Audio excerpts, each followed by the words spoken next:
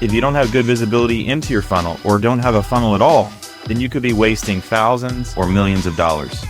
You can also really start to drill down into the different channels you're investing in and start to simulate the performance if budget is shifted from one channel to the next. You can model the different economic conditions or changes in the market to be able to prepare for all the uncertainties that may be coming your way.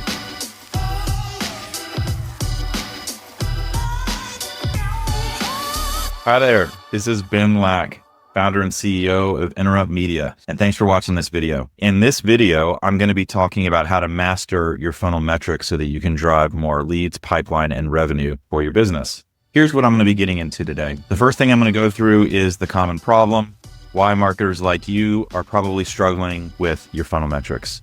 I'm going to help understand the marketing funnel and its key stages, and then walk through the key metrics to track at each of these stages. We'll work through building a funnel tracking model together, and then figure out where the leaks and optimization opportunities are within that model. And then finally, we'll talk through how to overcome some of the common data challenges that you have, and then how to just prove out the impact with your funnel data. So here are the 7 most common problems that I find that marketers have when they're trying to hit their lead and pipeline goals. The first is that many marketers are tracking vanity metrics like website traffic or social media followers or time on page. And while those metrics are really important, at the end of the day, it's going to come down to leads, MQLs, and number of opportunities. If you don't have the right kind of tracking in place, then it's going to be really hard for any marketer to be able to allocate the budget dollars that they've been approved to the right places. I'm sure all of your managers, including my own clients, are always asking us what the return on investment is for every dollar that's being spent. But if your data isn't set up in the right way for you to be able to answer those questions, then it's going to be hard to defend all the strategies and tactics that you want to implement. On top of that, the data can be inconsistent because marketing may define something one way, sales may define something in another way, and both teams may be reporting things in a different way as well. And so because there's this unclear framework for how to measure success, there's a lot of gray area for how to track a lot of these things. It's also hard to find out where the credit should really go. Does it go to a Google ad campaign? Does it go to a webinar? Are you going to do first touch? Are you going to do last touch? Are you going to do multi-touch attribution? And without historical benchmarking, being able to forecast and model future pipeline performance or outcomes is going to be really challenging. So here's the reasons why it's important to have a funnel model. A clear funnel structure will allow for really predictable pipeline growth. This doesn't mean that you're going to hit your goals if you have a funnel model in place, but it will give you the kind of focus and clarity that you need in order to be making the right decisions at the right time. On top of that, understanding your conversion rates is going to be really important to figuring out how to optimize your marketing spend. The revenue impact of any of the dollars that you invest into your marketing campaigns are going to have to start with knowing your numbers. If you don't have good visibility into your funnel or don't have a funnel at all, then you could be wasting thousands or millions of dollars and missing out on lots of missed revenue. Poor funnel visibility can result in wasted budget and missed revenue. Tracking your full funnel will help you align marketing and sales efforts more seamlessly. I'm a big fan of data-driven decisions because you're going to let the numbers speak for themselves. If you have data-driven decision-making, it will ultimately lead to better campaign performance. And finally, consistent measurement enables continuous optimization and scaling. If you know the data is good, then you're going to keep trying and testing new things to figure out how to get better lift. There's a number of different ways to level your funnel metrics in your model. The first is your pipeline growth projections. This will help you estimate future pipeline based on historical conversion rates. Another is where should you spend all of your money? You can test different investments to see how they impact your MQLs, SQLs, and revenue. You can do some return on investment modeling to forecast the expected return on marketing investments under different performance conditions.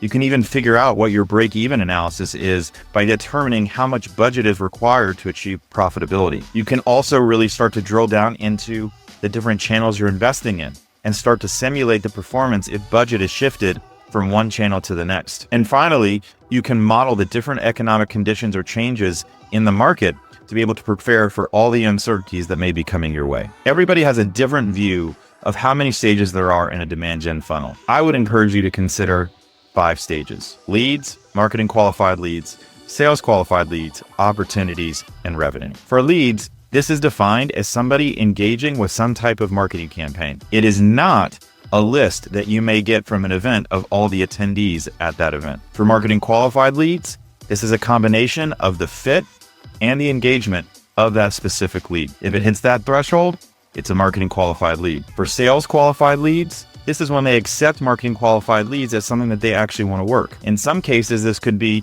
that the marketing qualified lead was able to book and hold a meeting. If that meeting went well and the salesperson thinks that they can take them now through the sales process, then that sales qualified lead becomes an opportunity. Finally, once that deal closes to a close one opportunity, it's now revenue. Even though I'm recommending 5 stages to your demand gen funnel, there are a number of different metrics that you'll need to track at each stage to make sure that you're monitoring things in the right way. There's 14 metrics that I would encourage you to implement in your funnel metrics model, but there's really 5 that are the most important: budget, cost per opportunity, customer acquisition cost, return on investment, and the CAC to LTV ratio. Budget's pretty self-explanatory.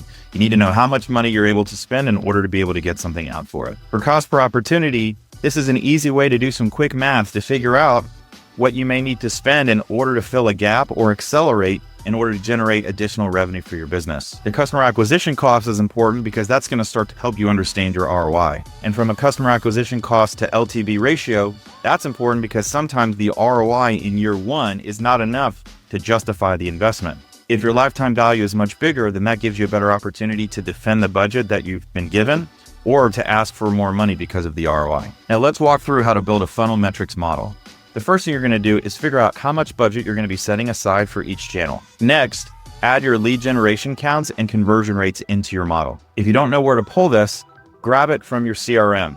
This will typically be like Salesforce or HubSpot. You can also grab some of this data from your marketing automation tool like Pardot, HubSpot, Marketo, or Eloqua. Use your paid search channels to help you figure out your Google ads or Bing ad spend and how many leads are being generated from those channels. And then do the same thing for all your social media channels that you're investing in organically and or from the paid side. And finally, leverage your website data so you can figure out how much direct, referral, or organic traffic and leads you're generating from each of those channels. The next thing you're going to do is then calculate the cost per stage for every stage of the funnel. So you're going to calculate the cost per lead, the cost per marketing qualified lead, cost per sales qualified lead, and the cost per opportunity. Finally, the customer acquisition cost. You'll calculate your conversion rates for each of these stages and then define the deal velocity and close rate to start to project revenue. You can add in your average lifetime value of the customer if you want to see what the CAC to LTV ratio looks like. And then you'll want to redo this exercise every quarter to compare against historical data. Now, one thing I want to get clear is that if you're looking at this spreadsheet, all of the cells in white are formulas. All of the cells in yellow are actual inputs. For some of these inputs, hopefully you have historical benchmarks that you can put in to be able to get you more reliable outputs. But in some cases, you just have to take a swag, and that's okay. But if you're gonna take a swag, then make sure to play with the numbers a little bit to get a better understanding of the potential range of outcomes that may come your way based off of how things may play out once you finally implement whatever plan you land on. There's a number of questions that you should ask yourself and your team when looking at these funnel metrics. Here's just a few examples. First, how do your metrics look when compared to industry benchmarks or historical performance? Are you spending too much on high cost per lead channels? Maybe you are, but if your cost per opportunity is in the right range, maybe that's okay. Are conversion rates dropping at a specific stage? If so, is it because something happened with people that are responsible for the next stage of the funnel? Or did the campaign just not work out? Or is there a tech issue? There's a number of different things to investigate. Another is your close rate lower than the industry benchmarks or even the previous quarter? Did your top salesperson leave the business? Has the business now added more junior salespeople as closers? There's a number of different factors that are worth evaluating as you try to understand why the numbers are the way they are. Let's do some more. What steps need to be taken to improve your ROI? Where's the low-hanging fruit?